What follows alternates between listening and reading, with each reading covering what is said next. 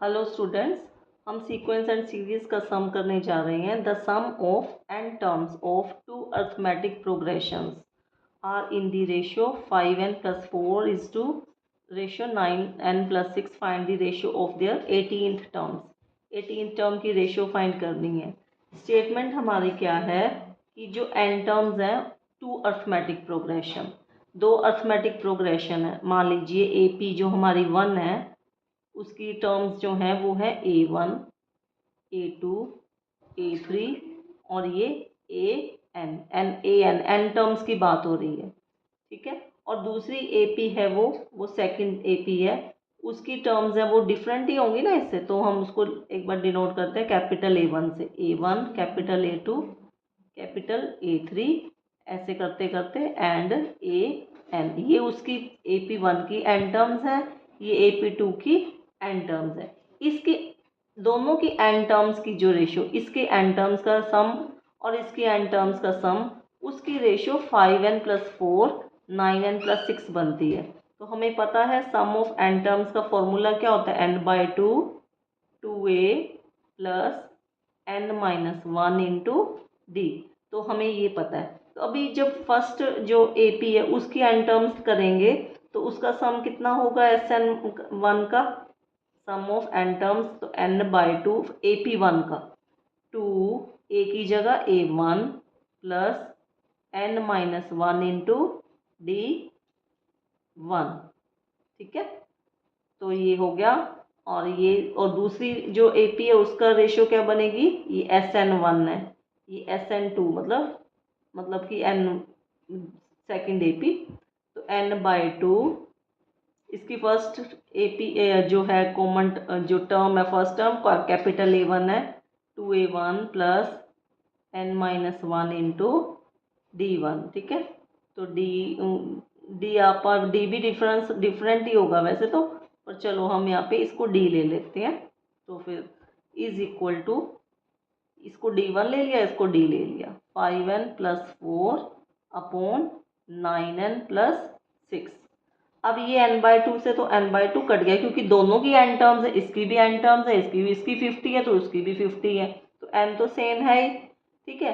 तो ये अब हमारा बन गया 2a1 plus n-1 into D1 upon 2a1 plus n-1 into D is equal to 5n plus 4 upon 9n plus 6। ये तो हमें गिवन है, ये तो हमें जो गिवन था उसको सॉल्व करते करते ये हमारा बन गया। अब 18th टर्म, उनकी 18th, यहाँ पे जैसे 18th टर्म इसकी हो और इसकी भी 18th टर्म हो, उसकी रेशियो हमने फाइंड करनी है। तो अब इसकी जो A18 है वो क्या लिखेंगे हम, A प्लस 17D, और इसकी क्या लिखेंगे D1, क्योंकि D1 इसमें डिफरेंस D1 है, इसमें क्या लिखेंगे A1 प्लस 17D।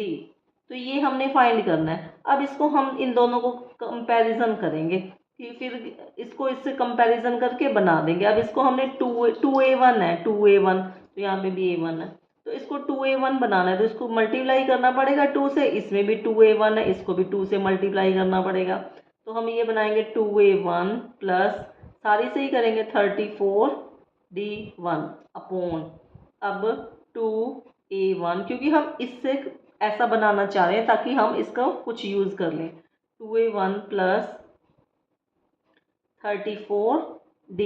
अब यहाँ कंपैरिजन करो आप, अब इसको हमने इसके बराबर लिख के देख रहे हैं एक बार, 2a1 plus n-1 into D1, comparison करो 2a1 अब n-1 बराबर क्या है, 34 होना चाहिए हमारा, ठीक है 34। तो ये n बराबर कितना आ जाएगा, इसका मतलब 35 लिखें, 35 - 1 करेंगे तब 34 बनेगा, तो पुट n बराबर में 35। इसको आप कंपैरिजन करके देख लिया करो। इसी तरह से इसमें है 2a1 अब इसको भी 34 बनाना है, तो n को कितना पुट करें कि 34 बन जाए, 35 - 1 34, तो n को बस 34 पुट कर देंगे। ये हमारे को प्रॉब्लम थी, यही आ गया हमारा।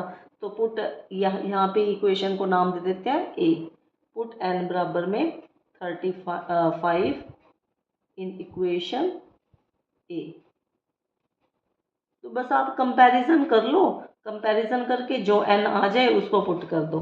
तो 5n plus 4 upon 9n plus 6, मतलब मेन प्रॉब्लम तो इसमें सिर्फ n की वैल्यू फाइंड करनी है। 5 into 35 plus 4 upon 9 into 35 plus 6, इसको 5 से किया 175 प्लस 4 अपॉन